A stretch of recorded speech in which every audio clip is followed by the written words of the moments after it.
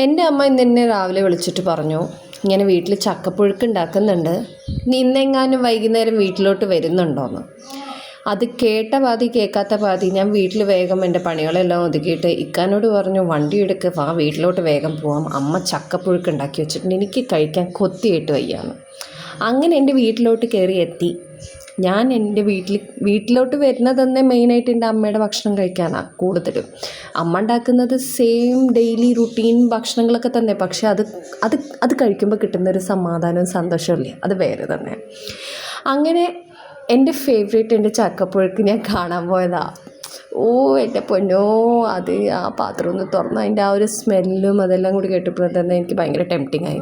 അങ്ങനെ ഞാൻ ഭക്ഷണം കഴിക്കാൻ വേണ്ടി ഇരുന്ന് നോക്കിയപ്പോൾ എന്തുവാ, അന്ന് ചക്കപ്പുഴുക്ക് മാത്രമല്ല ചക്കക്കുരു ഉപ്പേരിയും കൂടി ഉണ്ടാക്കിയിട്ടുണ്ട്. ഓ, മൈ ഡേ വാസ് ഡൺ.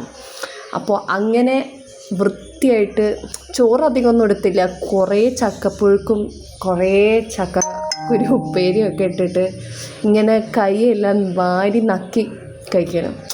എനിക്ക് ഈ ചുളയോടെ ഒന്നും കഴിക്കാൻ പറ്റില്ല, അലർജിയാണ്. അപ്പം ഇങ്ങനെയൊക്കെ വല്ലതൊക്കെ ഉണ്ടാക്കിയാലേ എനിക്ക് കഴിക്കാൻ പറ്റുള്ളൂ.